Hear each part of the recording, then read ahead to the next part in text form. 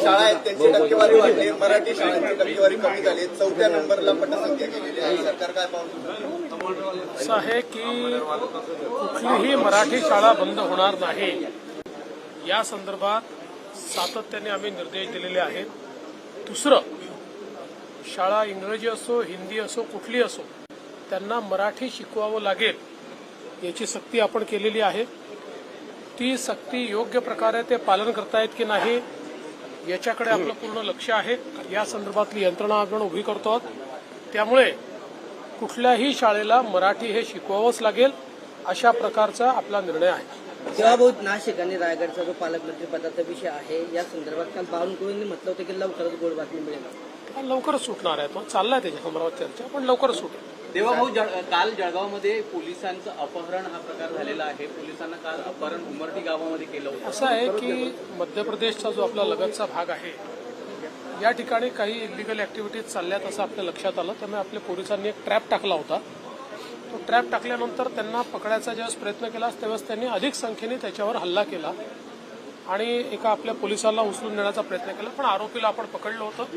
मध्य प्रदेश पोलिसांच्या मदतीने आपण पोलिसही आपला सोडवलेला आहे आणि आपण मध्य प्रदेश पोलिसांना हे सांगितलेलं आहे की अशा प्रकारे इलिगल ऍक्टिव्हिटी तुमच्याकडे होत आहेत आणि त्याचा परिणाम आमच्यावरही शेवटी ते जे काही शस्त्रबिस्त्र बनतात ते आपल्याकडे देखील येतात. त्यामुळे त्या संदर्भात कॉर्डिनेशन करण्याचा प्रयत्न चालला. धनंजय मुंडेंनी सुरेश दसांच्या भेटीवरून राजकारण आपल्याला आता दसांच्या भूमिकेवरही संशय व्यक्त केला जातोय. असं आहे की कोण कोणाला भेटलं याच्यावर जर अशा प्रकारे राजकारण होत असेल तर लोकशाहीमध्ये ते योग्य नाही आहे.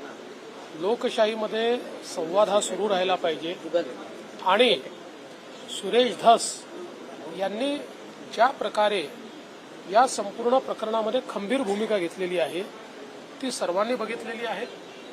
पण ही खंबीर भूमिका घेत असताना त्या माध्यमातून संवादच तोडून टाकायचा अशा प्रकारचं करण्याची आवश्यकता नाहीये.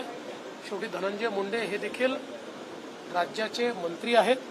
एखाद्या आमदार एखाद्या मंत्र्याला भेटला तर त्यांनी कुठलाही फरक पडत नाही.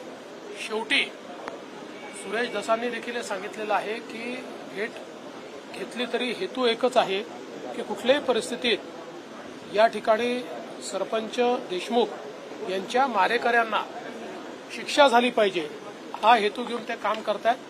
आता काही लोकांना ते पुढाकार का घेत आहेत यामुळे पोटात दुखत आहे त्यामुळे ते टीका करतात. 2 तास ईडी आमच्या ताब्यात द्यावी इच्छा सुद्धा शिवसेनेत येतील असं राऊत म्हणतात.